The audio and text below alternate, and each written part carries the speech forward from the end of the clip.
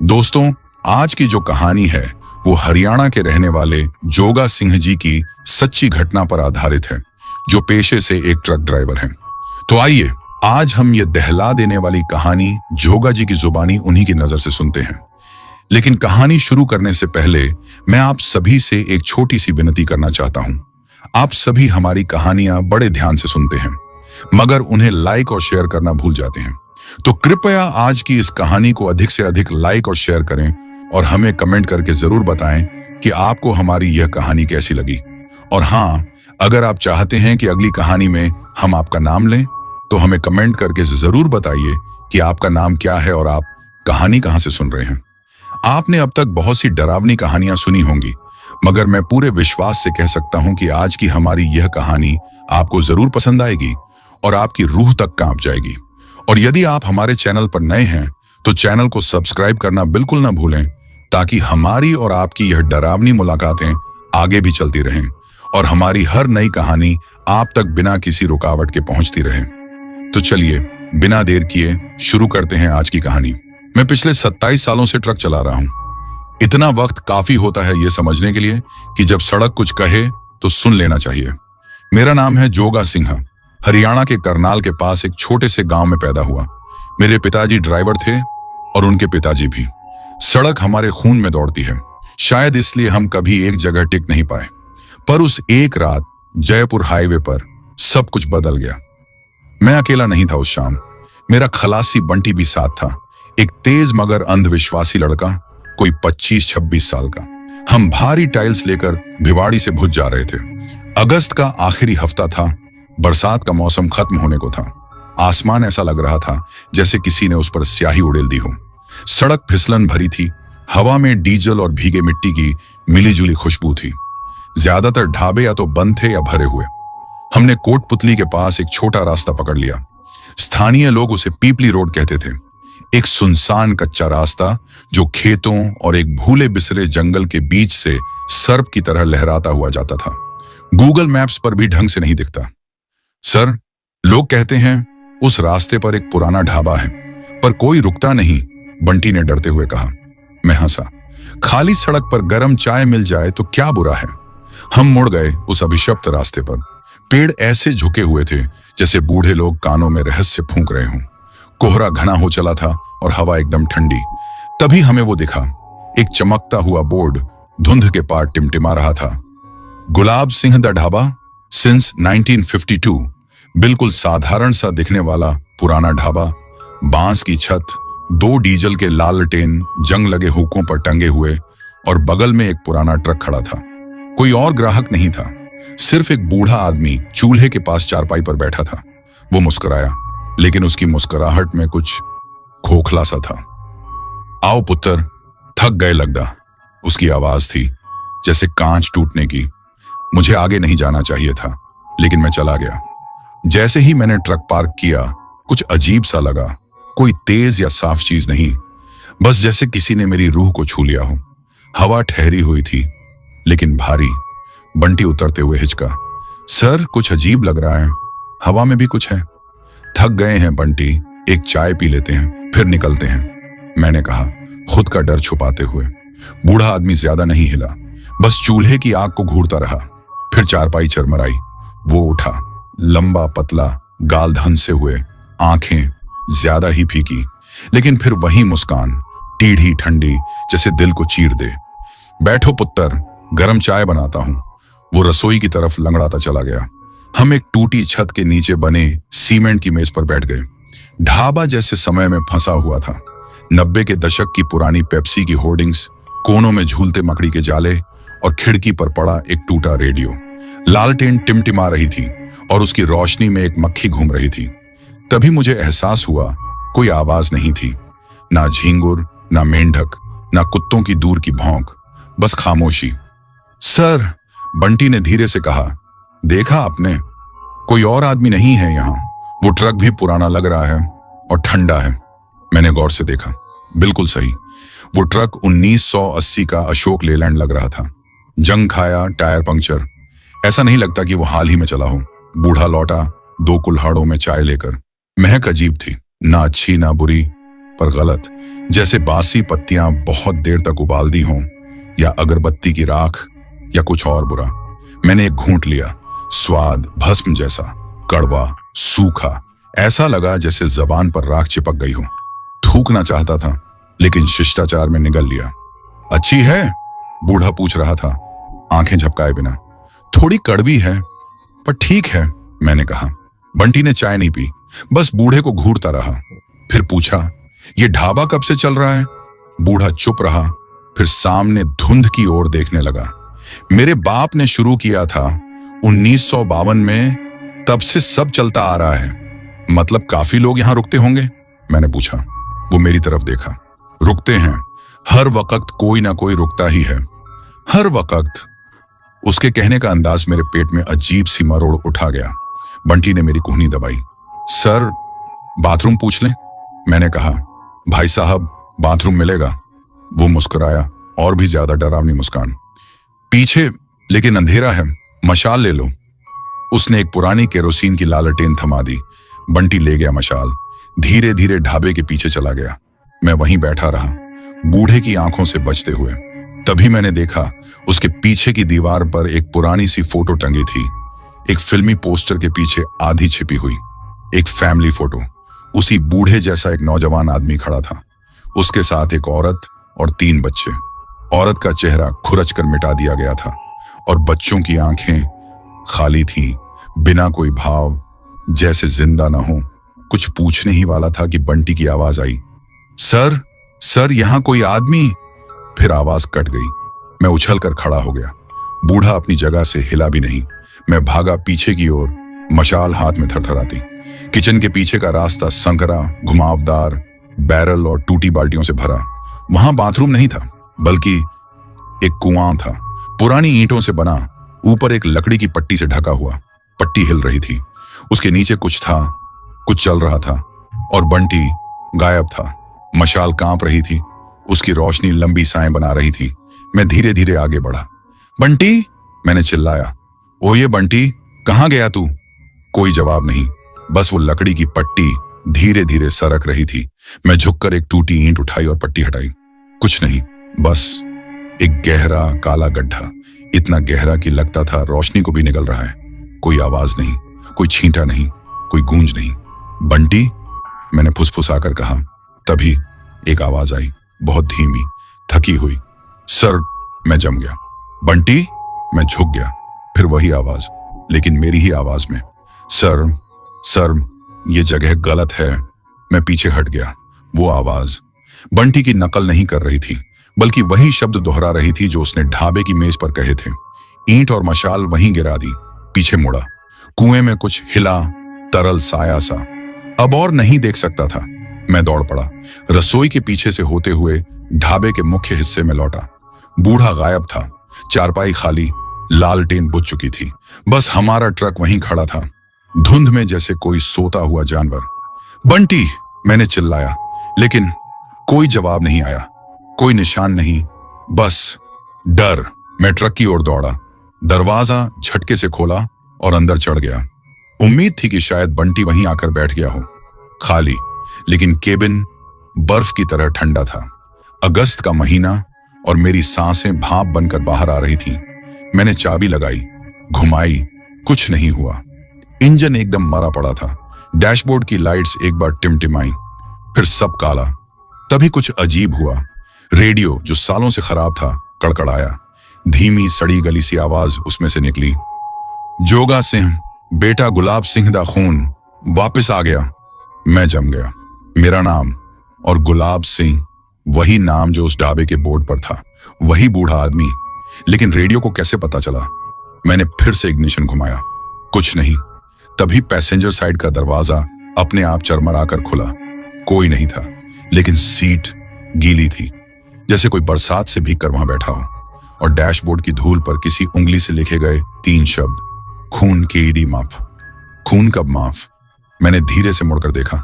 बंटी खड़ा था, ट्रक के बाहर, एकदम सफेद, बिना किसी भाव के, भीगा हुआ सिर से पांव तक। लेकिन उसकी आंखें उसकी नहीं थी, पूरी तरह काली। सांस लेना मुश्किल हो गया। बंटी और जो कुछ भी उसकी शक्ल में था, ट्रक के सामने खड़ा रहा, हिलता तक नहीं। बारिश उसके कपड़ों को छू भी नहीं रही थी। उसकी कमीज ऐसे टेढ़ी लटकी थी जैसे किसी नदी से खींच कर निकाली गई हो। उसका मुंह बंद था, लेकिन एक आवाज मेरे दिमाग में गूंज रही थी, पीछे मत देखना। पर वो आवाज उसके मुंह से नहीं आई थी, वो हर तरफ से आई थी, ट्रक के अंदर से, बाहर के कोहरे से और मेरी पीठ के पीछे से भी। मैंने अपनी कांपती उंगलियों से गियर लीवर पकड़ा और एक बार फिर इंजन स्टार्ट करने की कोशिश की। कुछ नहीं। रेडियो फिर जिंदा हुआ। इस बार एक औरत की आवाज, धीमी, थकी हुई, लेकिन साफ। वक्त आ गया है, जोगा। मैंने गुस्से में स्टीयरिंग व्हील पर मुक्का मारा। क्या चाहते हो तुम लोग? बाहर बंटी ने सिर को अजीब ढंग से मोड़ा, जैसे गर्दन की हड्डियां डीली पड़ गई हों। फिर उसने हाथ उठाया और ढाबे की ओर इशारा किया। फिर मुस्कुराया, पर वो बंटी की मुस्कान नहीं थी। वो मुस्कान कान से कान तक फटी हुई थी, जैसे चेहरा चीर दिया गया हो। मैंने झटके से दरवाजा खोला और नीचे कूद गया। जमीन कीचड़ भरी थी और टक्कर से मेरे घुटने थोड़े लड़खड़ा गए। बंटी, मैंने चिल्लाया, तेरे साथ क्या किया इन लोगों ने? कोई जवाब नहीं। वो मुड़ा और ढाबे की ओर चल पड़ा। उसके पैर ऐसे घसीटते जा रहे थे जैसे उसे चलना आया ही ना हो। मैंने उसका पीछा किया। अब कोई और रास्ता नहीं था। कोहरा जैसे उसे पहचानने लगा था। वो उसके चारों ओर से हटता जा रहा था। मैंने ढाबे की दीवार पकड़कर खुद को अंदर खींचा। अब वो जगह और भी अंधेरी थी। लालटेन बुझी हुई, आसमान पर चांद नहीं था। और फिर मैंने देखा, आईना काउंटर के पीछे लगा था। किनारे से टूटा हुआ लकड़ी की फ्रेम दीमकों से खाई हुई। पहले मैंने ध्यान नहीं दिया था। बंटी उसके सामने खड़ा था, अपनी ही परछाई को देखते हुए। मैं उसके पीछे खड़ा था, लेकिन आईने में सिर्फ मैं था, न बंटी, न उसकी परछाई। कोई हरकत नहीं, सिवाय मेरी। मैंने फुसफुसाकर कहा, बंटी। उसने धीरे से सिर घुमाया। अब उसकी आंखें काली नहीं थीं, वो बिल्कुल खाली थी। गड्ढे, अंधेरा। मैं पीछे हटा, लगभग गिर पड़ा। वो आगे बढ़ा और पीछे लगे आईने की तस्वीर बदल गई। अब उसमें मेरा अक्स नहीं था, बल्कि गुलाब सिंह का जवान रूप दिखाई दे रहा था। उसके पास एक औरत थी, लाल शादी के जोड़े में, सिंदूर फैला हुआ, चेहरा खौफ से सना। आईने में गुलाब सिंह उस औरत को खींचता जा रहा था, ढाबे के पीछे की ओर, उस कुएं की तरफ। वो चिल्ला रही थी, लेकिन आवाज नहीं आ रही थी। फिर तस्वीर बदली। 3 बच्चे चारपाई के पास बैठे थे, मुस्कुरा रहे थे, लेकिन उनकी परछाइयां जैसे जलती हुई लपटें। एक एक करके वे बच्चे आईने के कोने में चले गए और गायब हो गए। ये क्या हो रहा है? मैंने फुसफुसाया। तभी आईने में फिर मेरा चेहरा उभरा, लेकिन जवान, और मेरे पीछे वही लाल साड़ी वाली औरत खड़ी थी, रोती हुई, और मेरे हाथों पर उसका खून था। नहीं, मैंने कांपते हुए कहा, यह सच नहीं है, यह कोई धोखा है। आईना मुस्कुराया और कुछ कहा जिसे मैंने सुना नहीं लेकिन महसूस किया। एक याद, एक बचपन जो मैं भूल चुका था। कैथल के पास की पुरानी सड़क। पिताजी ने एक ढाबे पर रुकने से मना किया था। उस जगह का रिश्ता हमारे पुरखों से है, वहां कभी मत रुकना, जोगा। मैं हंसा था, पर अब सब जोड़ मिल गए थे। गुलाब सिंह, वो शापित ढाबा, खून का रिश्ता। ये सिर्फ भूतिया जगह नहीं थी, ये हमारी थी। मैं आईने से पीछे हट गया, जैसे किसी ने थप्पड़ मार दिया हो। हाथ पसीने से भीगे हुए थे। आईने की तस्वीर अब गायब थी, लेकिन उसका असर मेरी रूह में चिपक गया था। वो औरत का चेहरा, वो आंखें, वो खून।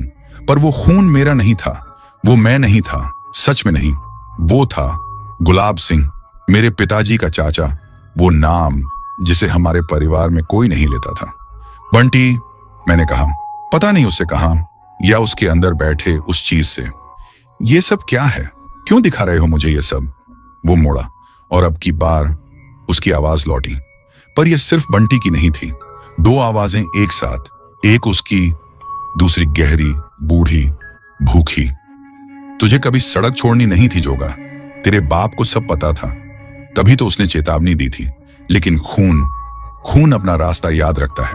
ढाबे के कोने की लालटेन अपने आप जल उठी। एक झोंका आया, लेकिन खिड़कियां बंद थीं। और फिर वो आवाज रेडियो वाली औरत की फिर गूंजी, कमजोर, टूटी हुई, गहराई से निकली हुई चीख जैसी। मुझे उन्होंने जिंदा गाड़ दिया था, जिंदा दफन, आईने वाली औरत, गुलाब सिंह की पत्नी। अब समझ आया, वो ढाबा सिर्फ भूतिया नहीं था, वो एक कब्र था, एक पाप का स्मारक, एक औरत जिसे चुप करा दिया गया, बच्चे जो गायब हो गए, एक आदमी जो लाशों के ऊपर खाना परोसता रहा। ये सब क्यों? मैंने जोर से पूछा। क्यों मैं? क्यों अब? बंटी या जो भी उसके भीतर था धीरे धीरे मेरी ओर बढ़ा। क्योंकि यह श्राप तभी टूटेगा जब खून की आखिरी कड़ी लौटेगी और आग को खाना देगा। अचानक रसोई में आग भड़क उठी, बिना धुएं के, बिना आवाज के। सुनहरी, अजीब, अलौकिक आग। वो जलती नहीं थी, वो दिखाती थी। फर्श के नीचे पुरानी हड्डियां, जले हुए खिलौने, एक छुरी, अब भी लाल। दशकों बाद फिर आई आवाजें, चीखें, रुदन, हंसी, घिनौनी, टूटी हुई, बच्चों जैसी, मानो अतीत जागने लगा हो। बंटी घुटनों के बल गिर पड़ा, उसका शरीर कांपने लगा, उसकी आंखें उलट गईं, और जब उसने फिर ऊपर देखा तो अब आवाज सिर्फ उसकी थी। सर, सर, बचाइए मुझे, मुझे नहीं पता क्या हो रहा है। मैं दौड़कर उसके पास पहुंचा, उसके कांपते कंधों को थामा। कुछ नहीं होगा, मैं यहीं हूं, संभाल अपने आप को बेटा। उसने मेरी कलाई कसकर पकड़ ली, बहुत जोर से। वो मुझे खींच रहे हैं सर, अंदर से। वो रात को आते हैं, वो अंदर से सुनते हैं। उसका चेहरा फिर मरोड़ खा गया, ऐसे जैसे उसके अंदर से कुछ बाहर निकलने की कोशिश कर रहा हो। वो चीख पड़ा, उसकी नाक से खून बह निकला, और फिर सन्नाटा। वो मेरी बाहों में लुढ़क गया, आग बुझ गई, आईना बीच से साफ टूट गया। ढाबा अचानक खाली लगने लगा, ना सुकून, ना राहत, बस इंतजार करता हुआ। मैंने बंटी की तरफ देखा, उसका सीना धीरे धीरे ऊपर नीचे हो रहा था। वो जिंदा था, लेकिन बस किसी तरह मुझे निकलना था, चाहे ट्रक स्टार्ट हो या ना हो, चाहे उसे कंधों पर उठाकर अगली बस्ती तक जाना पड़े। मैं खड़ा हुआ, उस अभिशप्त आईने की ओर एक आखिरी नजर डाली और फुसफुसाया, मैं अपने पुरखों जैसा नहीं हूं, इस खून को फिर नहीं बहने दूंगा। फिर बंटी को घसीटते हुए बाहर ले गया, कोहरे की ओर, उस नर्क की ओर जो हमारे इंतजार में था। मैंने बंटी का लुंज पुंज हाथ अपने कंधे पर डाला और उसे आधा घसीटते, आधा उठाते हुए उस शापित ढाबे से बाहर निकला। बाहर कोहरा और भी घना हो गया था, जैसे किसी ने गीले रुई से दुनिया को ढक दिया हो। चांद पूरी तरह गायब था, हवा भारी लग रही थी, जैसे कोई उंगलियां मेरी पीठ पर रेंग रही हों। ट्रक सामने खड़ा था, बस कुछ ही दूर। मैंने दांत भींचे और बंटी को सहारा देते हुए उसकी ओर बढ़ा। उसका शरीर ठंडा था, बहुत ज्यादा ठंडा। मैंने झटके से पैसेंजर का दरवाजा खोला और उसे अंदर धकेल दिया। उसका सिर खिड़की से टकराया और गुड़िया की तरह लटक गया। मैं भी कूदकर अंदर आया और चाबी घुमा दी। कुछ नहीं, डैशबोर्ड एकदम मरा हुआ, एक हल्की सी भी रोशनी नहीं। मैंने फिर कोशिश की और फिर से कुछ भी नहीं। तभी रेडियो में आवाज आई। मैंने झटपट हाथ बढ़ाया, इरादा था उसे तोड़ देने का, पर इस बार कोई आवाज नहीं आई। बस एक धुन, एक औरत की हमिंग, धीमी, मुलायम, जैसे कोई लोरी गा रहा हो। सीने में कसाव सा महसूस हुआ। वो धुन मैं जानता था, मेरी दादी गाया करती थी वो, जब मैं बच्चा था। एक पुराना पंजाबी लोकगीत, 30 साल हो गए उसे सुने। मैं सामने झुका, हाथ कांप रहे थे, और तभी मैंने देखा सामने की सड़क गायब थी। मैं ट्रक से उतरा और टकटकी लगाए देखने लगा। जहां कभी संकरा रास्ता जंगल के बीच से निकलता था, अब वहां सिर्फ खुला मैदान था, भीगा हुआ, चमकता हुआ। न टायर के निशान, न कंकड़, न मिट्टी की लकीर, जैसे कभी कोई सड़क थी ही नहीं। ये कैसे हो सकता है? मैंने बुदबुदाया। मैं धीरे धीरे घूमा और दिल की धड़कन थम गई। ढाबा गायब था, उसकी जगह एक पुराना बरगद का पेड़ खड़ा था, विलक्षण विशालता लिए हुए। उसकी जड़ें टूटी ईंटों में लिपटी हुई थीं।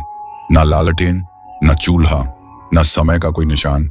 ऐसा लग रहा था जैसे मैंने उस जगह में कदम रखा हो जहां इतिहास ने खुद को मोड़कर सब मिटा दिया हो, जो उसे नहीं चाहिए था।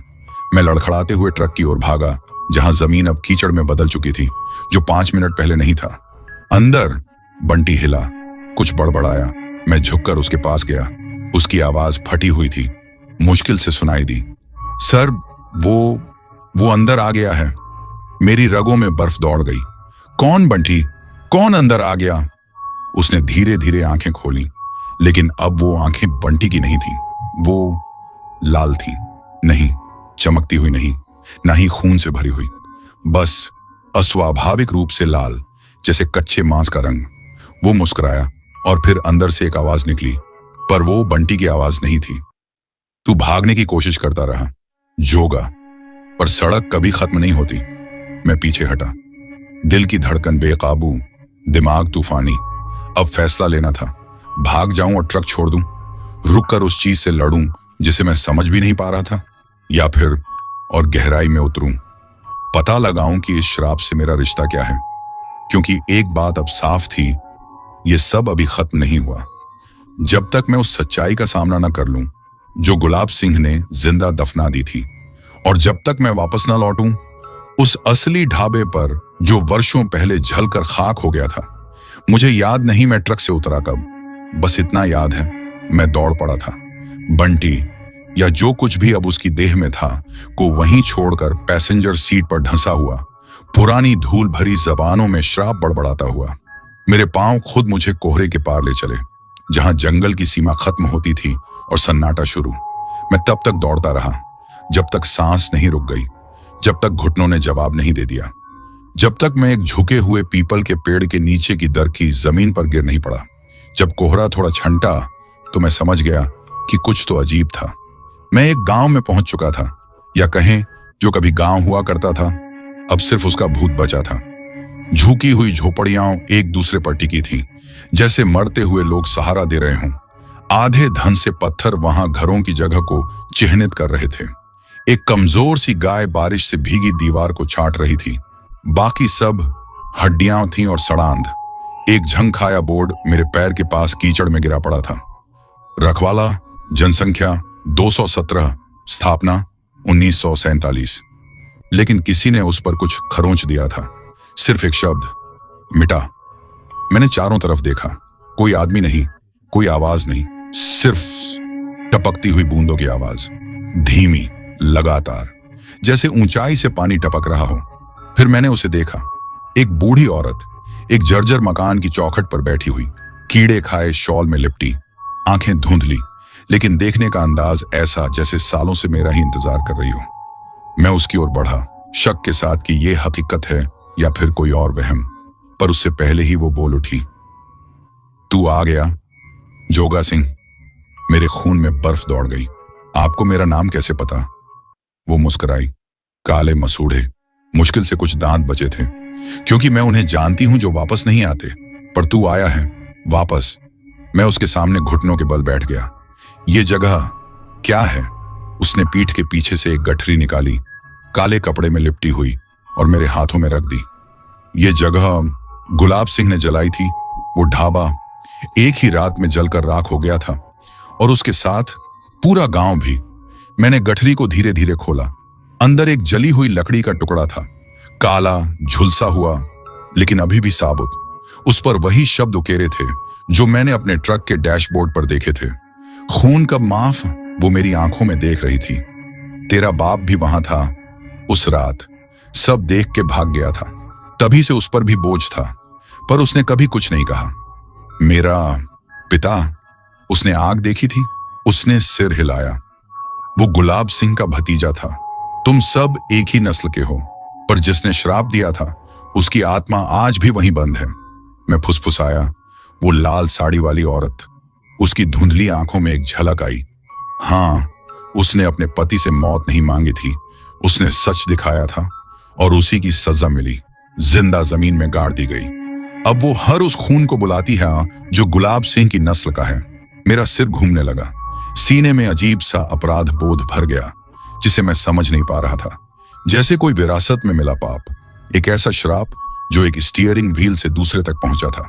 मैं खड़ा हो गया। मैं इसे रोकूं तो कैसे? बूढ़ी औरत हंसी, एक दमदार खुरदुरी हंसी, जैसे किसी पत्थर से आवाज फूट रही हो। तू रोक नहीं सकता, पर दे सकता है एक बदला, एक बलि। बलि? मैंने दोहराया। मतलब बलिदान। उसने फिर सिर हिलाया। या तो गुलाब के खून का आखिरी कतरा, या वो जो अभी उसे ढो रहा है। मैंने नीचे देखा। काले कपड़े की वो गठरी मेरे हाथों में थी, और अब वो खून से भीग रही थी, गाढ़ा, काला, गर्म। मेरे हाथ कांपने लगे, और तभी कहीं दूर से एक हॉर्न की आवाज आई। मेरा ट्रक, वो आ रहा था, लेकिन मैं उसे चला नहीं रहा था। हॉर्न की आवाज सन्नाटे को चीरती चली आई, जैसे कोई चीख हो।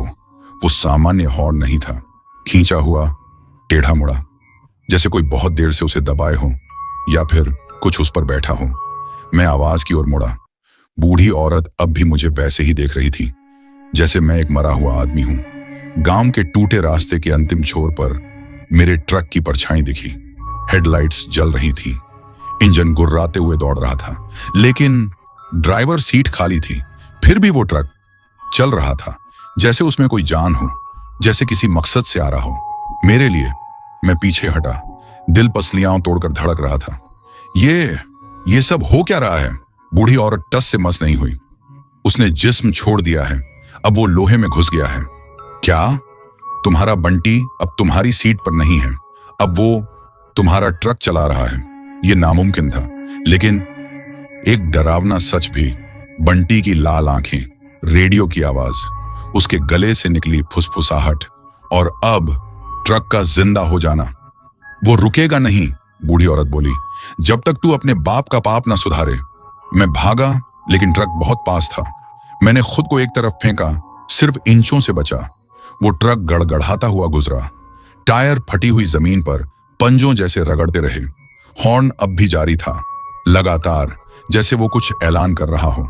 मेरा समय, मेरा कर्ज, मेरा खून। मैं जमीन पर गिरा। गठरी अब भी मेरी बाहों में थी, खून बहना बंद नहीं हुआ था। मैं घुटनों के बल रेंगता हुआ दो जर्जर घरों के बीच एक संकरी गली में घुस गया। ट्रक वहीं रुक गया। हेडलाइट्स अब खंडहरों को खंगाल रही थी। इंजन धीरे धीरे गुर्राने लगा, जैसे किसी शिकारी की सांस, जैसे वो मेरी गंध सूंघ रहा हो। मैं एक टूटी दीवार के पीछे दुबका। औरत की बात मेरे कानों में गूंज रही थी, या तो गुलाब के खून का आखिरी कतरा, या जो अभी उसे ढो रहा है, मैं या बंटी। लेकिन बंटी तो अब गया, अब सिर्फ मैं बचा हूं। अचानक ट्रक ने फिर इंजन उठाया और उल्टी दिशा में दौड़ गया, गांव के पार जंगल की ओर। गायब, फिलहाल के लिए। मैं धीरे धीरे उठा। पसलियों में दर्द था, लेकिन आत्मा का बोझ उसे कहीं ज्यादा भारी। तभी मेरी नजर पड़ी। दीवार पर उकेरा गया था एक वाक्य, किसी चाकू या नाखून से खुरचा गया, गुरमुखी में, धुंधला मगर साफ। गुलाब के खून को सिर्फ राख रोक सकती है। मैं उसे घूरता रहा, फिर अपनी बाहों में पड़ी गठरी की ओर देखा। काला कपड़ा, जली हुई लकड़ी और बहता हुआ खून। ये कोई श्रापित चीज नहीं थी, ये एक चाबी थी, उस असली ढाबे की राख, उस आग की बची पहचान, उस आत्मा की आखिरी पुकार।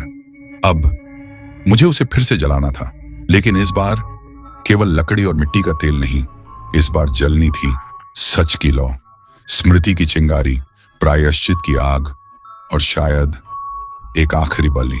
मैंने उस रात एक पल के लिए भी आंखें नहीं मूंदी।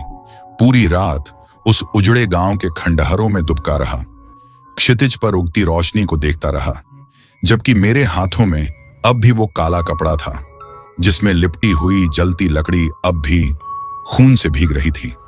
ट्रक नहीं लौटा, लेकिन मुझे पता था वो गया नहीं है, वो भी इंतजार कर रहा है, जैसे मैं। सुबह होते ही मैंने फैसला किया, मैं लौटूंगा वहीं जहां ये सब शुरू हुआ था।